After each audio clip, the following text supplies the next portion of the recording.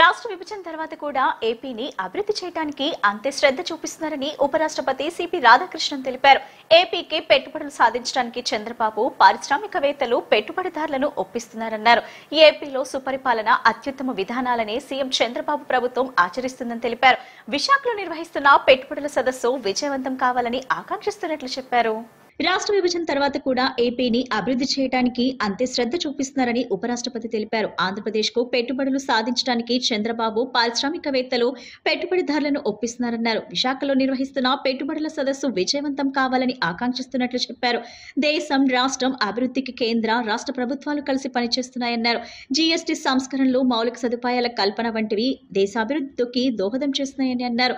Food processing, blue, agri economy ఇలా వేర్వేరు రంగాల్లో పెట్టుబడులకు విస్తృత అవకాశాలు ఏపీలో ఉన్నాయని ఉపరాష్ట్రపతి వెల్లడించారు. ఈ గవర్నెన్స్, డిజిటల్ ఇన్ఫ్రా ద్వారా వేగంగా సేవలు అందుతున్నాయన్నారు. టెక్నాలజీ, నాలెడ్జ్ డ్రివెన్ ఎకానమీ సాధించేలా కేంద్ర, రాష్ట్ర ప్రభుత్వ నిర్ణయాలు ఉన్నాయని తెలిపారు. దేశంలోనూ ఏపీలో పెట్టుబడులు పెట్టడానికి ఇదే సరైన సమయం అంటూ ఉపరాష్ట్రపతి అందరికీ పిలుపునిచ్చారు. వచ్చే 2-3 ఏళ్లలో 3వ అతిపెద్ద ఆర్థిక వ్యవస్థగా భారత్ నిలుస్తుందన్నారు. అలాగే అతిపెద్ద స్టార్టప్ ఎకోసిస్టమ్ గాను భారత్ ఎదుగుతుందని పేర్కొన్నారు. 500 గిగావాట్ల గ్రీన్ ఎనర్జీ ఉత్పాదనతో ఇంధన రంగంలో స్వయం సమృద్ధి సాధిస్తామన్నారు. ప్రతి దేశంతోనూ భారత్ మైత్రిని కోరుకుంటుందని, అంతా కలిసి ఎదుగుదామనే భావన భారతదేశానిది అని అన్నారు. ఇతరులకు నష్టం కలిగించడం కాదు, ప్రయోజనం కల్పించడం ద్వారా అభివృద్ధి సాధించాలనేది భారత్ నినాదమని భారత ఉపరాష్ట్రపతి సిపి రాధాకృష్ణన్ స్పష్టం చేశారు. We want every country in the world should eradicate the poverty. Why we have to do business? We have to do business to stimulate the economical activity. Why we have to stimulate the economical activity? That is the only way that we can create wealth. Why we have to create wealth? Unless the wealth is created, the poverty cannot be eradicated anywhere. So doing business should be ease. Doing business should be a pleasant activity. And I am sure Andhra Pradesh, the destination for doing business, is one of the most wonderful business environment created by the state government. And in business, you have to take the life achievements of the Andhra Pradesh Chief Minister Chandrababu Garu as a role model. Business is always one, there will be ups and downs. There will be boom, means there will be recession also. Chandrababu Garu started his political career, public life, as the Chief Minister of the United Andhra Pradesh. Today, our Hyderabad is one of the best centers of IT, and it is called as one of the best IT hub. It is all because of his hard work. He was the leader, how the modern economical development can take place. But unfortunately, the state has divided into two. All the hard work what he has put in, that area has gone with the other side of Andhra Pradesh, that is Telangana, and he has to start again from A. But what the most interesting thing what I have seen in his face is, when I have seen him nearly 3 decades back, the same enthusiasm, the same inspiration, the same apathy for development, what he has done there, he started here again in Andhra Pradesh. ఏపీలో పరిశ్రమలు, ప్రాజెక్టులు ఏర్పాటు చేసే వారికి భూమి కొరత లేదని, వారికి వేగంగా భూములు కేటాయిస్తున్నామని ఆంధ్రప్రదేశ్ రాష్ట్ర ముఖ్యమంత్రి నారా చంద్రబాబు నాయుడు వ్యాఖ్యానించారు. పెట్టుబడులకు అనుకూలమైన 25 పాలసీలు రాష్ట్రంలో అమల్లో ఉన్నాయని వివరించారు. విశాఖపట్నంలోని సిఐ పెట్టుబడుల సదస్సులో సీఎం చంద్రబాబు పాల్గొని ప్రసంగించారు. పెట్టుబడులకు అవసరమైన సంస్కరణలు కూడా తెచ్చామని స్పష్టం చేశారు. పరిశ్రమలకు ఇచ్చే ప్రోత్సాహకాల కోసం ఏపీలో ఎస్కో ఖాతా ఏర్పాటు చేస్తామని ప్రకటించారు. సావరీన్ గ్యారంటీని కూడా ఇస్తామని స్పష్టం చేశారు. కేవలం 17 నెలల్లో $20 బిలియన్ పెట్టుబడులు ఏపీకి వచ్చాయని ఉద్ఘాటించారు. ఏపీ యువతకు 20 లక్షల ఉద్యోగాలు కూడా దక్కుతాయని స్పష్టం చేశారు. ప్రస్తుతం $0.5 ట్రిలియన్ పెట్టుబడులు, 50 లక్షల ఉద్యోగాలు కల్పించడమే లక్ష్యంగా తమ ప్రభుత్వం పనిచేస్తుందని నొక్కి చెప్పారు. వచ్చే 10 ఏళ్లలో $1 ట్రిలియన్ పెట్టుబడులను ఆకర్షిస్తామనే విశ్వాసం తమకుందని పేర్కొన్నారు. హెల్తీ, వెల్తీ, హ్యాపీ ఏపీని నిర్మించేందుకు తమ ప్రభుత్వం పనిచేస్తుందని వెల్లడించారు. ఈ సదస్సు కేవలం పెట్టుబడులు, వాణిజ్య, వ్యాపారం, ఒప్పందాల కోసమే మాత్రమే కాదని స్పష్టం చేశారు. ఈ సమ్మిట్ మేధోపరమైన చర్యలు, ఆవిష్కరణల గురించి కూడా అని సీఎం చంద్రబాబు పేర్కొన్నారు. దేశంలోనే సుందరమైన నగరం విశాఖపట్నం. ఈ నగరాన్ని సురక్షిత నగరంగా ఇటీవల కేంద్ర ప్రభుత్వం ప్రకటించింది. కేంద్ర మంత్రి పీయూష్ గోయల్ డైనమిక్, సృజనాత్మకత కలిగిన నాయకుడు. దేశానికి గేట్వేలా ఆంధ్రప్రదేశ్ ఉంది. పెట్టుబడిదారుల లక్ష్యంగా ఏపీ మారబోతుందని చెప్పారు. Now we have shifted the gear, speed of doing business. Anybody will invest in Andhra Pradesh. Once you agree MOU, then it will become our project. We will get it done, everything on real time. If you see all 10 principles, this is zero poverty. How to reduce inequalities, that is one principle. Job, employment generation. It is our top priority. Government of India has announced so many progressive policies, so many reforms, so many missions. We are starting space city, drone city, electronic city, aerospace city, semiconductor, and also robotic defense corridors. These are all various approaches we are taking, latest technologies. And also we are going differently. Quantum computer, quantum valley, and also green hydrogen valley. In America, they are having Silicon Valley. In India, we are having a quantum valley that is in Andhra Pradesh. First quantum computer is coming to Andhra Pradesh. And at the same time, I am assuring all audience here, within 2 years, we are going to produce quantum computers. We are going to provide quantum computers for global community wherever you need. That is how we are progressing as on today. Green hydrogen is another area where we are very strong. If you see Government of India, 500 gigawatts they want to produce green energy. In that, 160 gigawatts we are going to produce. Even yesterday we had a very good MOUs. Time has come now. Andhra is very strong in green energy, especially solar, wind, and also pumped storage and battery. Visionary CM Chandrababu ఉన్న ఏపీలో పుట్టిన ప్రతి బిడ్డ అదృష్టవంతుడేనని, వారి భవిష్యత్ అంతా ఉజ్వలమైనదేనని కేంద్ర వాణిజ్య శాఖ మంత్రి పీయూష్ గోయల్ వ్యాఖ్యానించారు. 2047 స్వర్ణాంధ్ర విజన్తో ఏపీ సాంకేతికంగా, ఆర్థికంగా బలోపేతమవుతుందని వివరించారు. అప్పటికి సుసంపన్నమైన దేశంగా భారత్ అవతరిస్తుందని చెప్పుకొచ్చారు. విశాఖపట్నంలోని సిఐఏ పెట్టుబడుల సదస్సులో పీయూష్ గోయల్ పాల్గొని ప్రసంగించారు. ఏపీ అభివృద్ధి గురించి మాత్రమే కాదని యావత్ భారతదేశం అభివృద్ధి గురించి సీఎం చంద్రబాబు ఆలోచిస్తారని ప్రశంసించారు. గ్లోబల్ ట్రేడ్ గేట్ వేగా విశాఖపట్నం నిలుస్తుందని ఉద్ఘాటించారు. స్టీల్ ఉత్పత్తి, ఆక్వా రంగాల్లో ఈ ప్రాంతం ప్రసిద్ధి చెందిందని వివరించారు. 2047 స్వర్ణాంధ్ర విజన్తో ఏపీ సాంకేతికంగా, ఆర్థికంగా బలోపేతమవుతుందని వివరించారు. 2047 నాటికి సుసంపన్నమైన దేశంగా భారత్ అవతరిస్తుందని చెప్పుకొచ్చారు. టెక్నాలజీ ద్వారా ఈ సుసంపన్నతను సాధిస్తామని పేర్కొన్నారు. టెక్నాలజీ డైమ్క్రిటేషన్ ను అనే విధానాన్ని పాటిస్తూ అందరికీ దానిని చేరువ చేస్తున్నామని వివరించారు. భారత్ తెచ్చిన డిజిటల్ పేమెంట్ విధానం ఇప్పుడు చాలా దేశాలు అనుసరిస్తున్నాయని తెలిపారు. $30 బిలియన్ విలువైన పెట్టుబడులతో సెమీ కండక్టర్ పరిశ్రమలు ఏర్పాటు చేస్తున్నామని వెల్లడించారు పీయూష్ గోయల్. 104 శాటిలైట్లను ఒకేసారి అంతరిక్షంలోకి పంపిన దేశంగా సాంకేతికతను ప్రజలకు దగ్గర చేస్తున్నామని నొక్కి చెప్పారు. 500 గిగావాట్ల గ్రీన్ ఎనర్జీ ఉత్పత్తి చేయాలని లక్ష్యంగా పెట్టుకుని ఆ దిశగా పనిచేస్తున్నామని వివరించారు. ఇంజనీరింగ్ నైపుణ్యాలు ఉన్న భారత్ యువత ప్రపంచవ్యాప్తంగా సేవలు అందిస్తున్నారని తెలిపారు.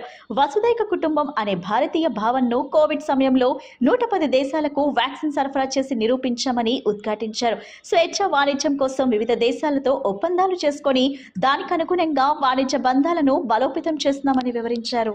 It is indeed an immense privilege to address the 30th edition of the CII Partnership Summit. From the rich history of Satavahana Kingdom to its present status as a hub for steel, semiconductors and seafood, the Visakhapatnam region stands as a gateway to global trade. I extend warm greetings to the Honorable Vice President, whose distinguished career in public service and commitment to empowering the marginalized communities is an inspiration for all of us. One interesting fact about him, he is also affectionately called the Vajpayee of Coimbatore. I acknowledge and welcome Governor His Excellency Syed Abdur Nazir Ji, whose exemplary judicial career has strengthened our democratic foundations.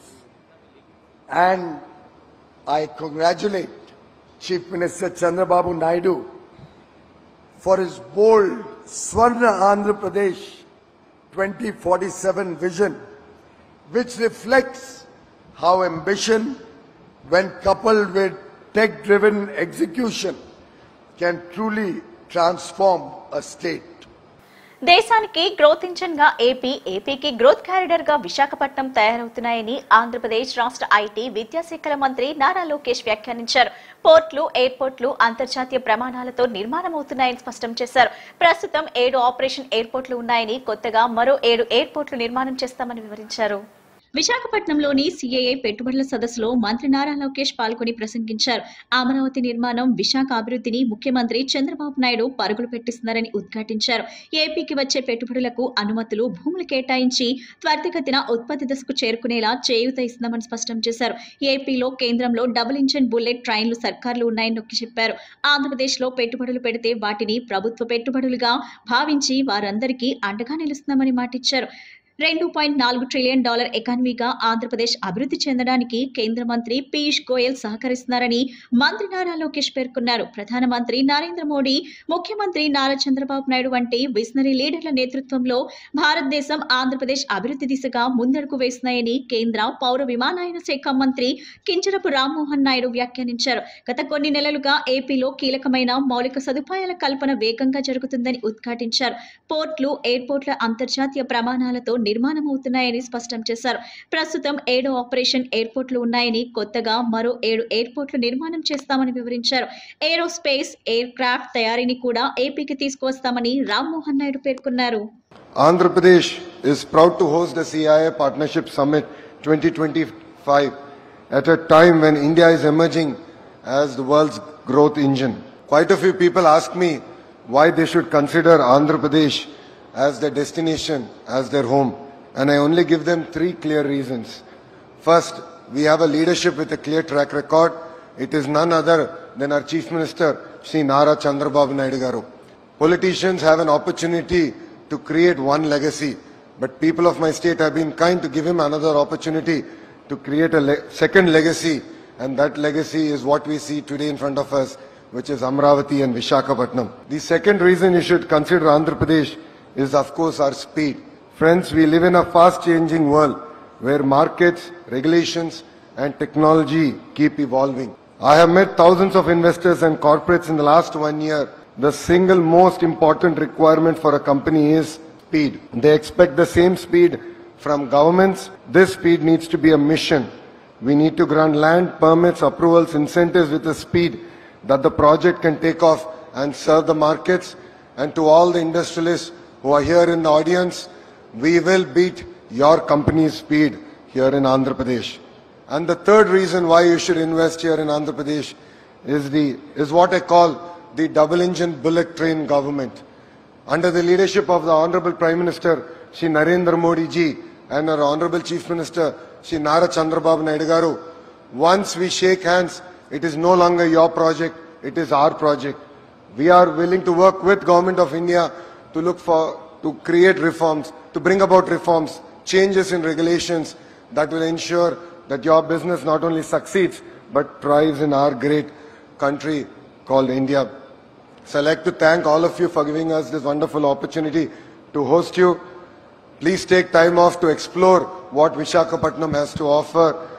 And I would once again like to thank Piyush Goyal Ji for his continued mentorship to me, and I look forward to working together with him to make Andhra Pradesh a $2.4 trillion economy and contribute to Vikasit Bharat mission of our Honorable Prime Minister Shri Narendra Modi Ji.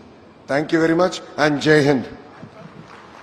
బాలల దినోత్సవం సందర్భంగా YCP అధినేత YS Jagan బాలల దినోత్సవ శుభాకాంక్షలు తెలిపారు. YS Jagan Twitter వేదికగా నాణ్యమైన విద్య ప్రపంచానికి పరిచయంతో పిల్లలు పెద్ద కలలు కనేలా ప్రేరేపిస్తాయి. మనం వారిని ఆ మార్గంలో నడిపించాలి. శక్తివంతమైన ప్రగతిశీల భారతదేశం కోసం ఈ కలలను సాకారం చేసుకోవటంలో వారి పూర్తి సామర్థ్యాన్ని అన్లాక్ చేయాలంటే ముందుకు వారిగా అధికారం కల్పించాలని పోస్ట్ చేశారు. ఇంటర్నెట్ యుగంలో స్మార్ట్ ఫోన్ల వినియోగం పెరిగి పుస్తక పఠనం తగ్గిపోతున్న దృష్ట్యా దీనిని మార్చేందుకు ప్రభుత్వం కృషి చేస్తుందని సెంట్రల్ ఎమ్మెల్యే బోండా ఉమ అన్నారు. గ్రంథాలయాలు పుస్తకాలు జ్ఞానాన్ని పెంచి వ్యక్తిత్వ వికాసాన్ని అందించి మెరుగైన జీవితాని కోసం సహాయపడతాయని తెలిపారు. విజయవాడ సెంట్రల్ నియోజకవర్గంలోని 33వ డివిజన్ సత్యనారాయణపురంలో గల చిత్రంజన్ లైబ్రరీలో గ్రంథాలయ వారోత్సవాల ప్రారంభ కార్యక్రమం ఘనంగా జరిగింది. ఈ కార్యక్రమానికి ప్రభుత్వ విప్ మరియు సెంట్రల్ నియోజకవర్గం శాసనసభ్యులు బోండా ఉమామహేశ్వరరావు ముఖ్య అతిథిగా హాజరయ్యారు. బాలల దినోత్సవాన్ని పురస్కరించుకుని జరిగిన ఈ వేడుకల్లో రకరకాల వేషధారణలో పిల్లలను అలరించగా వారికి ఎమ్మెల్యే బహుమతులు అందించారు. ఈ సందర్భంగా బోండా ఉమా మాట్లాడుతూ పిల్లలందరికీ బాలల దినోత్సవ శుభాకాంక్షలు తెలియజేసి కేంద్ర రాష్ట్ర ప్రభుత్వాలు విద్యార్థుల భవిష్యత్ కోసం అనేక కార్యక్రమాలు చేపడుతున్నాయని తెలిపారు. ఈ గ్రంథాలయ వారోత్సవాల ముఖ్య ఉద్దేశం ప్రజల్లో పుస్తక పఠనం పట్ల ఆసక్తిని పెంపొందించడమేనని అన్నారు. ఇంటర్నెట్ యుగంలో స్మార్ట్ ఫోన్ల వినియోగం పెరిగి పుస్తక పఠనం తగ్గిపోతున్న దృష్ట్యా దీనిని మార్చేందుకు ప్రభుత్వం కృషి చేస్తుందని, పుస్తకాలు జ్ఞానాన్ని వ్యక్తిత్వ వికాసాన్ని అందించి మెరుగైన జీవితానికి ఎలా సహాయపడతాయని తెలిపారు. గ్రంథాలయాలకు పూర్వ వైభవం తీసుకురావాలని ప్రభుత్వం సంకల్పించిందని, అందులో భాగంగా వారం రోజుల పాటు పుస్తక ప్రదర్శనలు, రచయితలతో సమావేశాలు వంటి అనేక సాహిత్య కార్యక్రమాలు నిర్వహిస్తున్నట్లు వివరించారు. ఈ కార్యక్రమంలో division in charge Vijay Kumar, division అధ్యక్షులు నాలం కోటేశ్వరరావు, కృష్ణప్రసాద్, లైబ్రేరియన్ ప్రసాద్ తదితరులు పాల్గొన్నారు. అట్లాగే కేంద్ర ప్రభుత్వం, రాష్ట్ర ప్రభుత్వం ఏర్పాటు చేసినటువంటి గ్రంథాలయ వారోత్సవాల్ని ఈరోజు రాష్ట్రం మొత్తం కూడా అన్ని గ్రంథాలయాల్లో బాలల దినోత్సవం వైభవంగా చేస్తూ బాలలకి ఫ్యాన్సీ డ్రెస్ కాంపిటీషన్స్, అట్లాగే గ్రంథాలయాలతో అన్ని రకాల బుక్స్ని కూడా ఏర్పాటు చేస్తూ ప్రజలకి చదవటం మీద ఇంట్రెస్ట్ కలిగించేటట్టుగా అన్ని చర్యలు కూడా తీసుకుంటా ఉన్నాం. ఇవాళ చదవటం అనేది ఈ ఇంటర్నెట్ యుగంలో తగ్గిపోయింది. స్మార్ట్ ఫోన్లు, సెల్ ఫోన్లు, యూట్యూబ్లు, వీడియోలు ఇవి చూస్తున్నారు, కానీ పుస్తక పఠనం అనేది తగ్గింది. దాన్ని మన అందరం కూడా బాధ్యతగా స్వీకరించాలి. ఎందుకంటే విద్యార్థి దశ నుంచి కూడా పుస్తక పఠనం అనేది జీవితాన్నే మార్చేసే పరిస్థితి. మన జీవితాన్ని మనం మెరుగైన రీతిలో తీర్చిదిద్దుకోవడానికి చరిత్రకారుల చరిత్ర చదవాలి, మేధావుల చరిత్ర చదవాలి, సక్సెస్ స్టోరీలు తెలుసుకోవాలి. చదువు ద్వారా మన మైండ్లోకి ఎక్కించుకొని విద్యార్థులు పుస్తక పఠనం ద్వారా వాళ్ళు అనుకున్నటువంటి టార్గెట్స్ని రీచ్ అవ్వగలుగుతారు. కాబట్టి ప్రభుత్వం ఎంత ఖర్చైనా పర్వాలేదు, గ్రంథాలయాల్ని మళ్ళా పూర్వ వైభోగం తీసుకోవాలి. ఒక 30-40 సంవత్సరాల కిందట ప్రజలకి ఈ టెక్నాలజీ లేనటువంటి సమయంలో గ్రంథాలయాలే అన్ని రకాలుగా స్వాతంత్ర పోరాటం గానించి గ్రంథాలయాలు వహించినటువంటి భూమిక ఎవరు కూడా మర్చిపోలేనిది. ఇప్పుడు ప్రకటనలు